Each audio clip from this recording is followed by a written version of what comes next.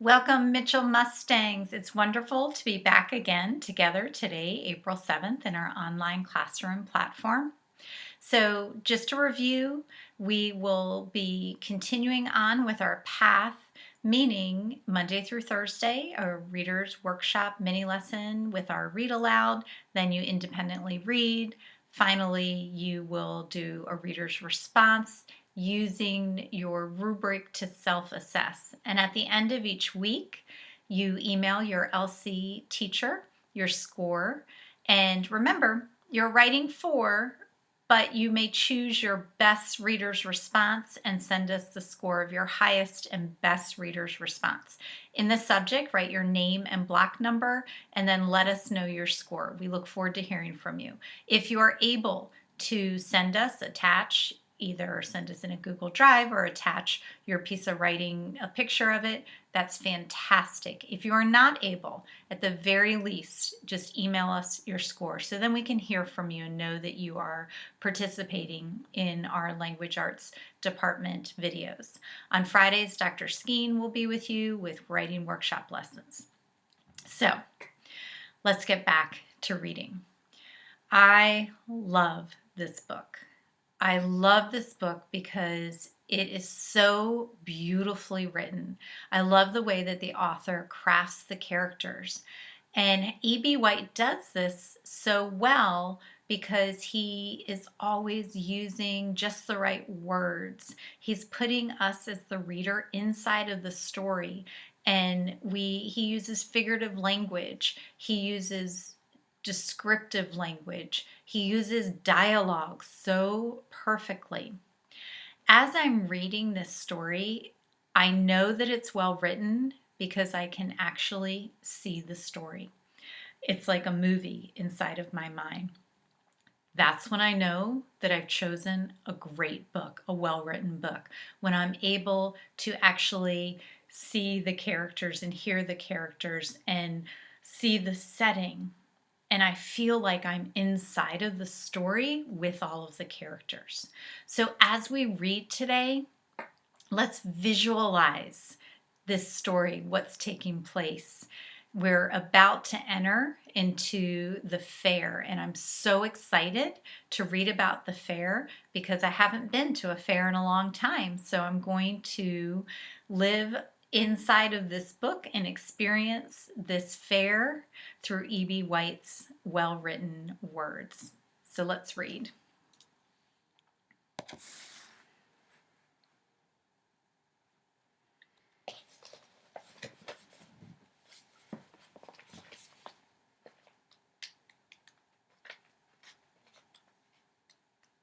Off to the fair. The night before the county fair, everybody went to bed early. Fern and Avery were in bed by 8. Avery lay dreaming that the Ferris wheel had stopped and that he was in the top car. Fern lay dreaming that she was getting sick in the swings. Lurvy was in bed by 8:30. He lay dreaming that he was throwing baseballs at a cloth cat, winning a genuine Navajo blanket. Mr. and Mrs. Zuckerman were in bed by 9. Mrs. Zuckerman lay dreaming about a deep freeze unit. Mr. Zuckerman lay dreaming about Wilbur. He dreamt that Wilbur had grown until he was 116 feet long and 92 feet high, and that he had won all the prizes at the fair and was covered with blue ribbons, and even had a blue ribbon tied to the end of his tail. Down in the barn cellar, the animals too went to sleep early, all except Charlotte. Tomorrow would be fair day. Every creature planned to get up early to see Wilbur off on his great adventure. When morning came, everybody got up at daylight. The day was hot. Up the road at the Arable's house, Fern lugged a pail of hot water to her room and took a sponge bath. Then she put on her prettiest dress because she knew she would see boys at the fair. Mrs. Arable scrubbed the back of Avery's neck and wet his hair and parted it and brushed it down hard till it stuck to the top of his head, all but about 6 hairs that stood straight up. Avery put on a clean shirt, blue jeans, and was ready to go. Mr. Arable dressed, ate breakfast, then went out and polished his truck. He had offered to drive everybody to the fair, including Wilbur. Bright and early, Lurvy put clean straw in Wilbur's crate and lifted it into the pig pen. The crate was green. In gold letters it read, Zuckerman's famous pig.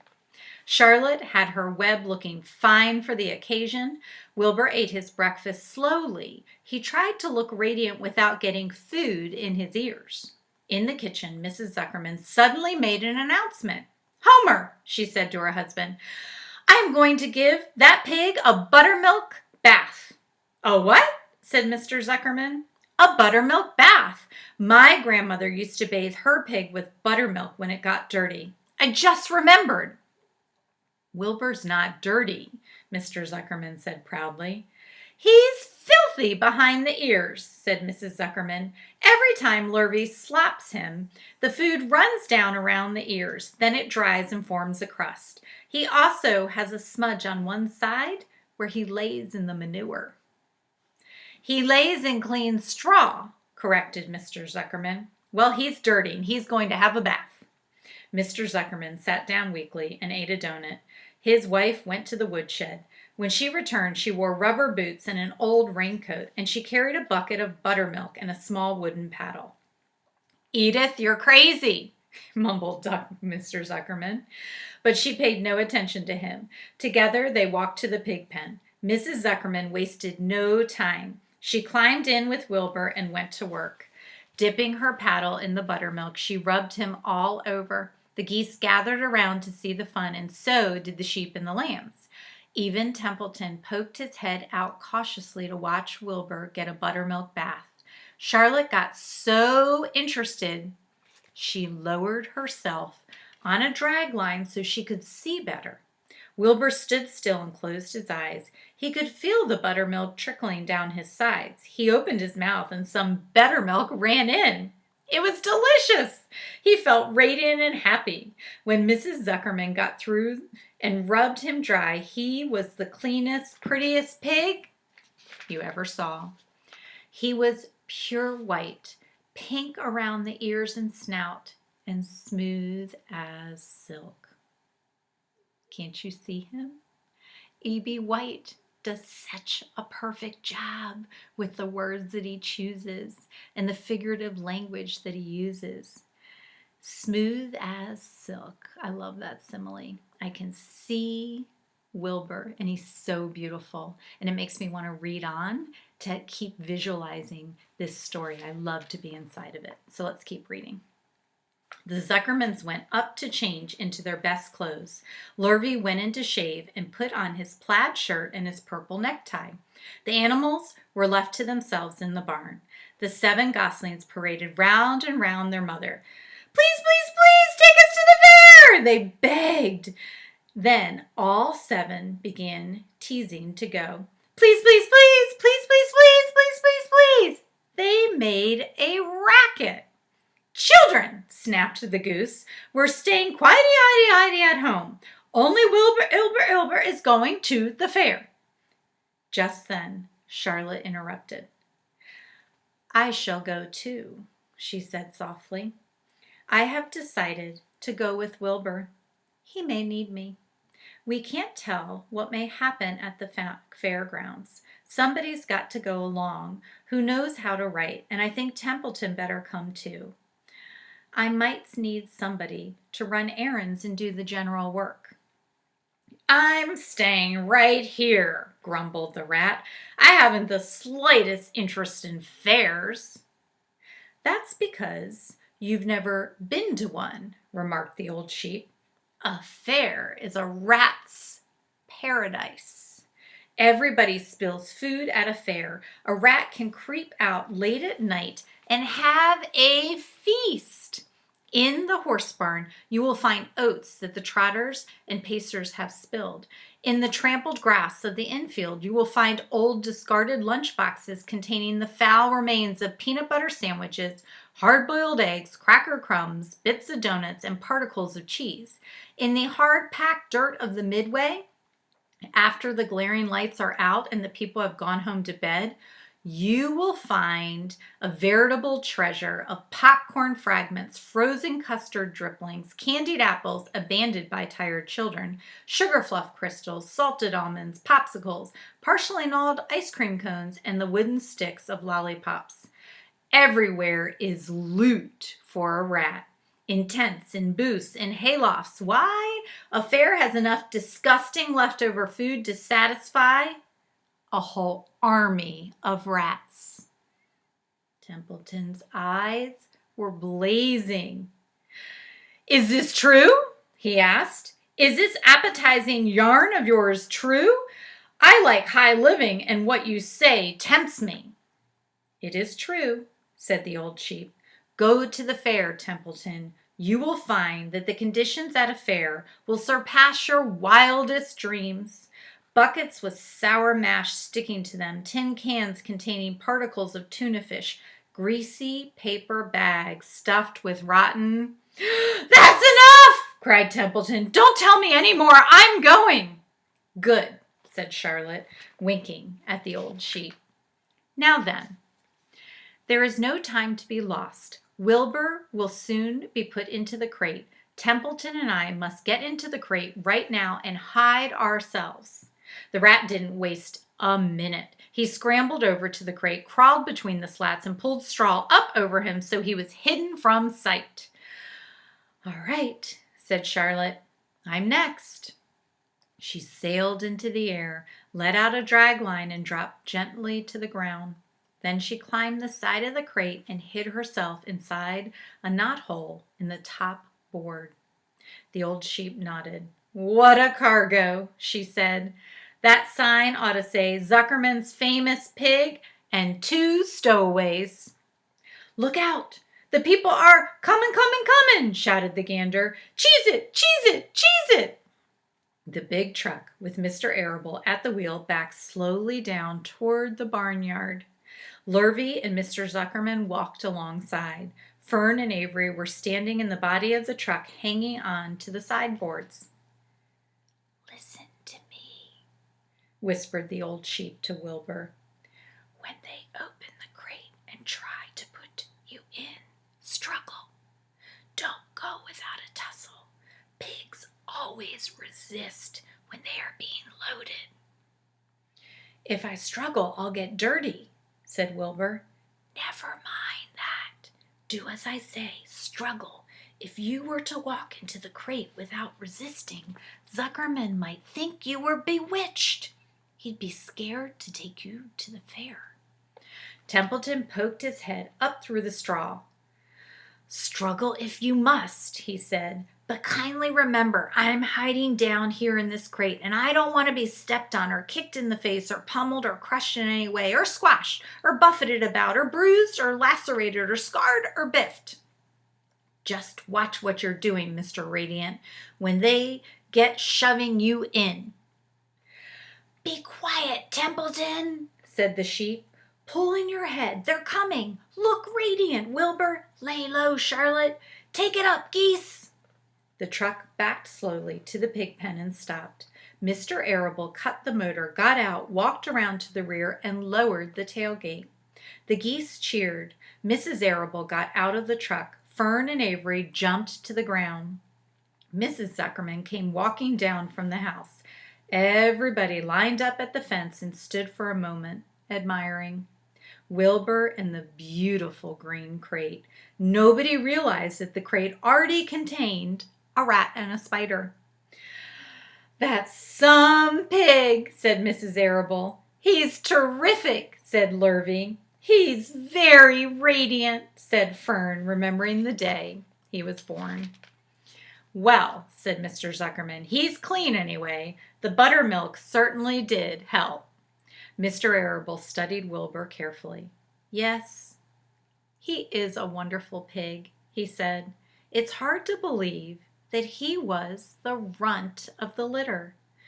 You'll get some extra good ham and bacon, Homer, when it comes time to kill that pig." Wilbur heard these words and his heart almost stopped. "I think I'm going to faint," he whispered to the old sheep who was watching. "Kneel down," the old sheep whispered. Let the blood rush to your head. Wilbur sank to his knees, all radiance gone. His eyes closed. Look! Screamed Fern. He's fading away! Hey, watch me! Yelled Avery, crawling on all fours into the crate. I'm a pig! I'm a pig! Avery's foot touched Templeton under the straw. What a mess, thought the rat. What fantastic creatures boys are. Why did I let myself in for this? The geese saw Avery in the crate and cheered. Avery, you get out of that crate this instant, commanded his mother. Who do you think you are? I'm a pig, cried Avery, tossing handfuls of straw into the air. Oink, oink, oink, oink. The truck is rolling away, Papa, said Fern. The truck, with no one at the wheel, had started to roll down the hill. Mr. Arable dashed to the driver's seat and pulled on the emergency brake. The truck stopped. The geese cheered. Charlotte crouched and made herself as small as possible in the knothole so Avery wouldn't see her. Come out at once, cried Mrs. Arable. Avery crawled out of the crate on hands and knees, making faces at Wilbur. Wilbur fainted away. The pig has passed out, said Mrs. Zuckerman. Throw water on him. Throw buttermilk, suggested Avery. The geese cheered. Lurvy ran for a pail of water. Fern climbed into the pen and knelt by Wilbur's side. It's sunstroke, said Mr. Zuckerman. The heat is too much for him. Maybe he's dead, said Avery. Come out of that pig pen immediately, cried Mrs. Arable. Avery obeyed his mother and climbed into the back of the truck so he could see better. Lurvy returned with cold water and dashed it on Wilbur. Throw some on me, cried Avery. I'm hot too. Oh, keep quiet, hollered Fern. Keep quiet. Her eyes were brimming with tears. Wilbur, feeling cold water, came to. He rose slowly to his feet while the geese cheered. He's up, said Mr. Arable. I guess there's nothing wrong with him. I'm hungry, said Avery. I want a candied apple. Wilbur's all right now, said Fern. We can start. I want to take a ride in the Ferris wheel. Mr. Zuckerman and Mr. Arable and Lurvy grabbed the pig and pushed him head first toward the crate. Wilbur began to struggle. The harder the men pushed, the harder he held back. Avery jumped down and joined the men. Wilbur kicked and thrashed and grunted. Nothing's wrong with this pig, said Mr. Zuckerman cheerfully, pressing his knee against Wilbur's behind. All together now, boys, shove! With a final heave, they jammed him into the crate. The geese cheered. Lurvy nailed some boards across the end so Wilbur couldn't back out. Then, using all their strength, the men picked up the crate and heaved it aboard the truck. They did not know that under the straw was a rat and inside a knothole was a big gray spider. They saw only a pig. Everybody in, called Mr. Arable. He started the motor. The ladies climbed in beside him. Mr. Zuckerman and Lurvy and Fern and Avery rode him back, hanging on to the sideboards. The truck began to move ahead. The geese cheered. The children answered their cheer. And away went everybody to the fair. Uncle. When they pulled into the fairgrounds, they could hear music and see the Ferris wheel turning in the sky. They could smell the dust of the racetrack where the sprinkling cart had moistened it. And they could smell hamburgers frying and see balloons aloft. They could hear sheep blatting in their pens. An enormous voice over the loudspeaker said, Attention, please. Will the owner of a Pontiac car, license number H2439, please move your car away from the fireworks shed? Can I have some money? Asked Fern. Can I too? Asked Avery. I'm going to win a doll by spinning a wheel and it will stop at the right number, said Fern. I'm going to steer a jet plane and make it bump into another one. Can I have a balloon? Asked Fern. Can I have a frozen custard and a cheeseburger and some raspberry soda pop? Asked Avery. You children, be quiet till we get the pig unloaded, said Mrs. Arable. Let's let the children go off by themselves, suggested Mr. Arable. The fair only comes once a year. Mr. Arable gave Fern 2 quarters and 2 dimes. He gave Avery 5 dimes and 4 nickels. Now run along, he said, and remember, the money has to last all day. Don't spend it all the first few minutes. And be back here at the truck at noontime so we can all have lunch together. And don't eat a lot of stuff that's going to make you sick to your stomachs. Okay, Mitchell Mustangs, we are going to stop there today. And as I said when we got started, great readers visualize so that as we are reading, we can actually see the story. And E.B. White does the most beautiful job with his descriptive sentences, his use of figurative language and dialogue. I just love reading this book because I feel like I was in the barn with all of the excitement as they were getting ready to go to the fair, and now I feel like I'm at the fair. I feel that I could hear the man over the announcements about the car needing to be moved. So as you read your independent reading book, make sure that you've selected a book that is so well written that as you read, you are making a movie in your mind and you can visualize it all. So the last thing that I want to say to you is stay healthy, happy reading and writing. Thank you so much, Sweet Mitchell Mustangs.